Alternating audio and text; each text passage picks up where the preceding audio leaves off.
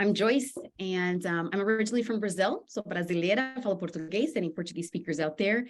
And a big shout out to my mentor, Megan, who is here. So a lot of what you're going to hear from me has been highly influenced by her. And in my mentor, I have found a wonderful colleague and new friend who has continued to support me beyond. So a huge shout out to Megan. It's been great it was a great opportunity to do the mentorship program if you are able to do that.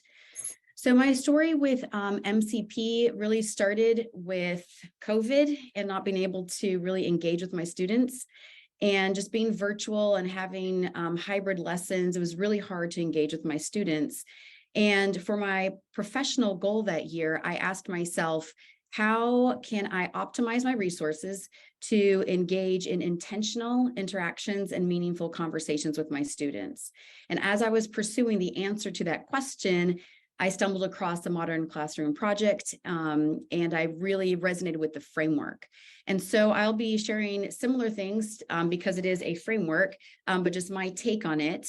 And so my number one thing, top tip that Destiny mentioned, is organizing the resources that you have. So I started by not creating anything, and I just looked at the resources to determine what would be the most essential things to do, the must-dos. And for me, those were learning experiences that had the greatest impact. I just wanted to pay attention, and I asked my students to help me identify these. What learning experiences did we have that had the greatest impact, the greatest learner engagement, and the best results? And I invited my students to help me and say, which of these resources really helped you? And those became my must-do. And everything else was set into either a should do or aspire to do category, with the must do's being the mandatory things that I would assess. And the should do's and aspire to do's for me are opportunities to extend and deepen their understanding. You can click the next one, please. The next thing I would recommend is identify purpose-driven tools. There are so many wonderful tools to use. Pick one, stick with it, and so become an expert in it. So if you can click on the next couple ones. So the learning management system that I use is Schoology, because that is what my school uses, and I have turned that tool inside out. It is a very powerful and helpful tool, and that is the one that I use to curate all the resources and track my students.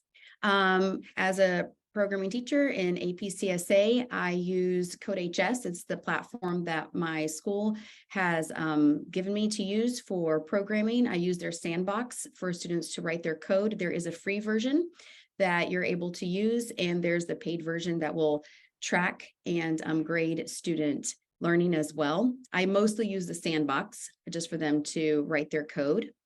For checking for understanding, I use the My AP Classroom website. They have so many resources, and it tracks your students as well.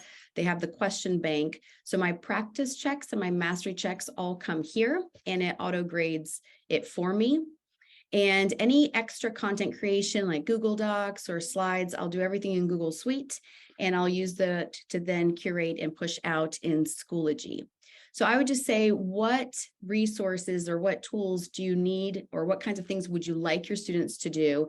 And then identify and become an expert in that space. And my third and final tip is find and create a rhythm for learning and design templates. I think the hardest thing for me was to identify that first unit. What does that unit look like? What do the templates look like? What do I want my notes to look like? But once I identified a really solid template, it was copy paste from there, and it made my workflow very sustainable. So for me, this is what I mean by a rhythm of learning. My students will go through a process of conceptual understanding. I'm going to build their literacy around big ideas, enduring understanding, key vocabulary terms. And I got, for me in my AP class, all of this language comes from the guide, the CED exam guide. And so I got that language and those big ideas, and I created guided notes and videos that would help students develop those enduring understandings. Once they get through the conceptual understanding, I want them to bring the concepts to life through code. So after conceptual understanding, I want to give them the opportunity to bring those concepts to life help them explore some concepts in real world scenarios. For me in AP, I give them AP classroom questions that they have to code. And so I said, here's a question, code the question, generate the correct output. And so it's that concept, code, bringing to life. And then I'll give them some practice problems from the AP, and they'll just go through them, maybe 3 or 4 questions per topic. And if they miss any question, they have to reflect.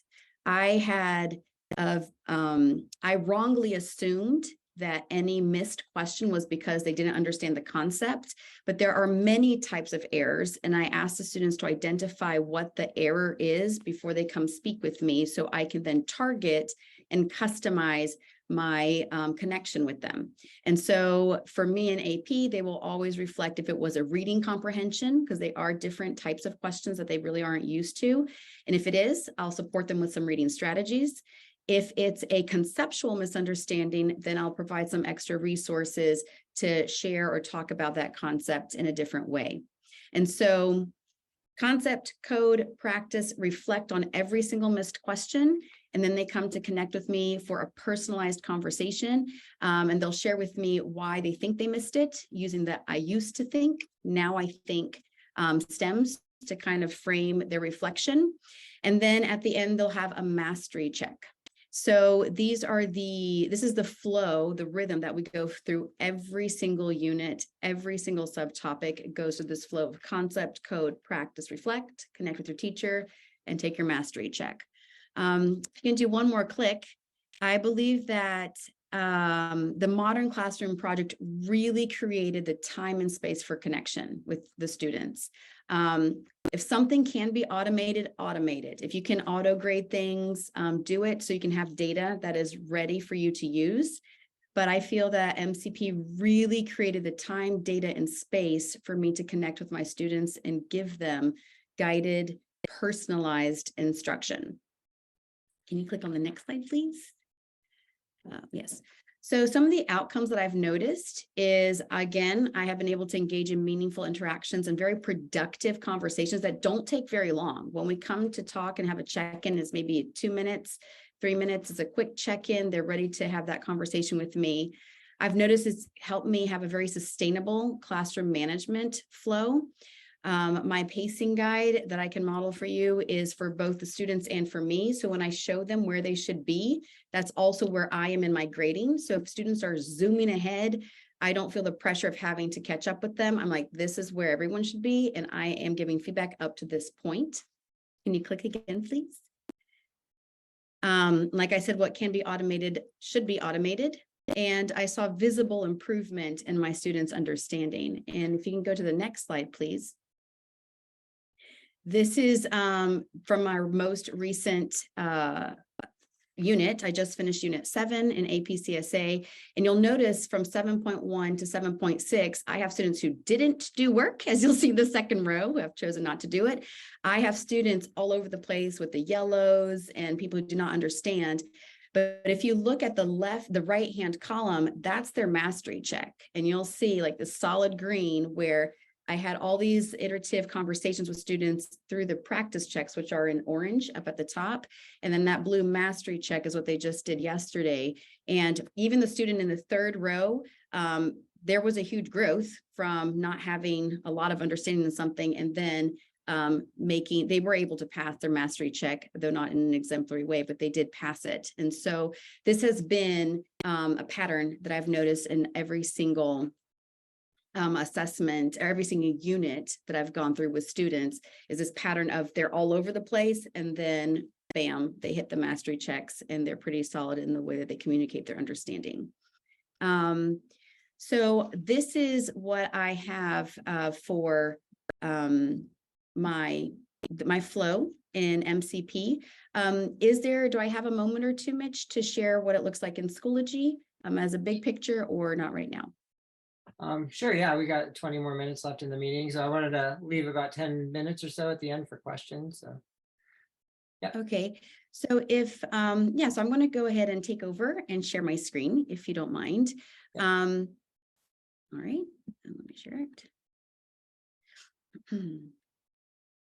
And I have all the links to these resources to whoever wants them. We just started our new unit, and this is what Schoology looks like for me. They have an interactive board where students can have some key vocabulary terms, and anywhere there's a little star they can click on, it'll take them to a short little video that talks a little bit more in depth. And I have some basic code that they need. So this is my word wall that I have for them at the beginning. Here's my pacing guide that I update every class. So this was this is for today, where they have just finished their mastery check and they'll be reflecting on it.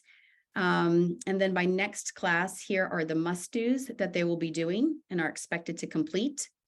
I want to just say that for me, we always start a unit and end a unit together. But students are always given the opportunity to update their understanding. So if a student does not perform well in a mastery check, they are always invited. I'll look at the topics that they did not perform well in, and they will always be invited to update their understanding. I'll give them a reassessment. So what I've noticed with that is that students don't miss my exam days. I have students who have missed or they run away from other classes, but because they know they will always have the opportunity to update, I've never had a student try to get away from an exam because they know that they can update the understanding from the topics that they might miss.